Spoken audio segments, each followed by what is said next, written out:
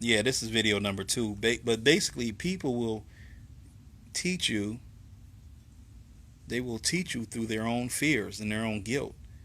And normally, I remember when I used to be a kid. When I was a kid, I used to ask my mom.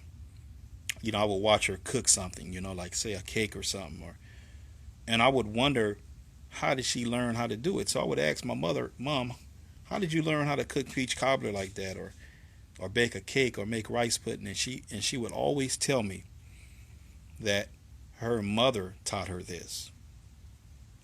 And then I would say, well, who taught your mother? And then she would say her mother. Because and then who taught her? Her mother. Because I was fascinated by the way she done things. It wasn't conventional. You would watch a cooking show, but my mom would do something differently. And you know, nobody's cooking is as great as your mom's. And my mom, I love my mother's cooking. I love it to this day, right to this day. But the point is, when you look at it on a deeper level, there's a chain of being taught how to cook this recipe, and it goes back to somewhere. There's an origin. Somebody started cooking it this way, and then they taught it to their kids. Their kids taught it to their kids. It's like a chain. It's a generational chain, and we do that with recipes, but we also do that with things like religion. We do that with things like finances. We do that with things like your personality. We do that with a lot of things, and you grow up not questioning it, but you do it because never once thinking, well, maybe there's another way, or maybe that might not be the correct way. And that's how I teach people. When I tell people, not teach, when I tell people, I tell them, think for yourself. Because everything everything you've grown accustomed to, everything that you do, somebody taught you. You were taught along the way.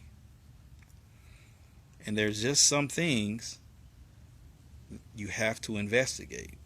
You have to sit back and you have to say why.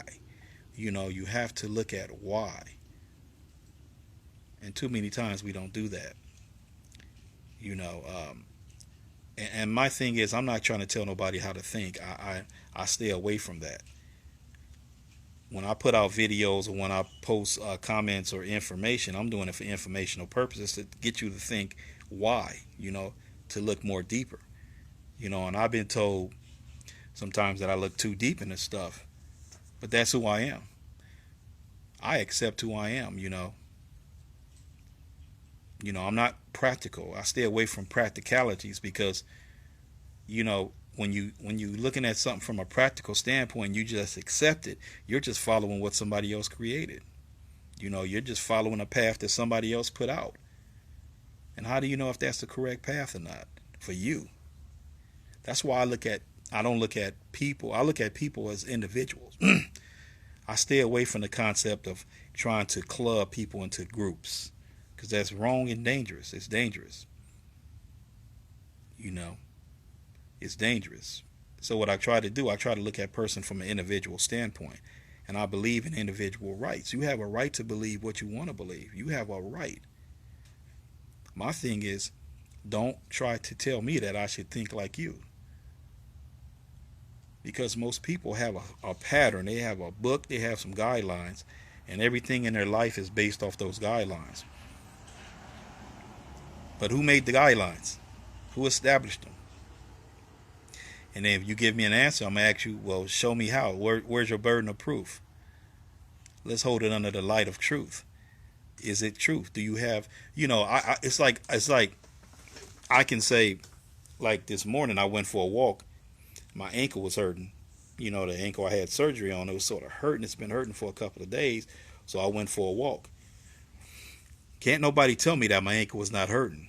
You can tell me to meditate on it. You can tell me to pray over it. You can tell me to do this or put ice on it. But I feel the pain. That's my truth. That's my logic. That's my rationale. I feel pain. So, you have to look at life like that. Where's your burden of proof?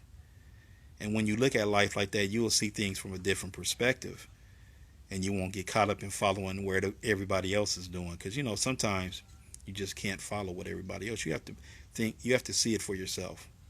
That's the key. If you can see it and understand it and do it for self, you should be okay. You know, and accept others' differences. I accept others' differences. I accept it. That don't mean I'm gonna think like you though.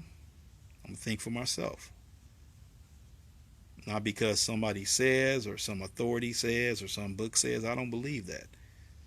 I'm gonna find the answers for myself. That's why we have these minds, these very complicated, and our minds, our brains can make any computer seem like a toy. But we don't believe it because we've been taught to think outside of self. We've been taught to think that all your answers come from outside of self. That's a lie.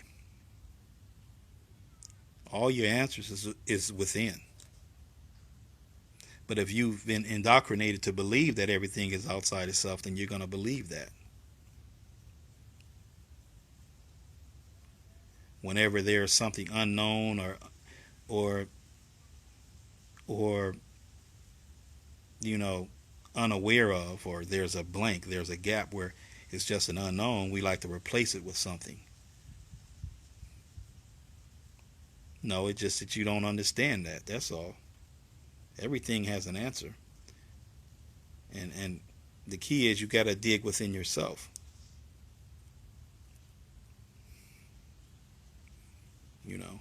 You got to find the answer for yourself. But if you keep believing a lie and think it's outside of self, well, you keep believing that then. I believe in self. I believe you can solve your own problems. You can understand your own reality. I believe that you can think for yourself. Some people may disagree. That's okay. I know when I dig deep enough, I usually find the answers within self.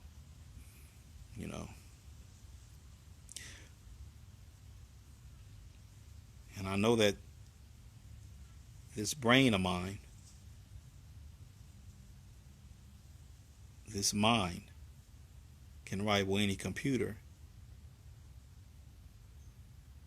But you have to believe it. You have to believe it.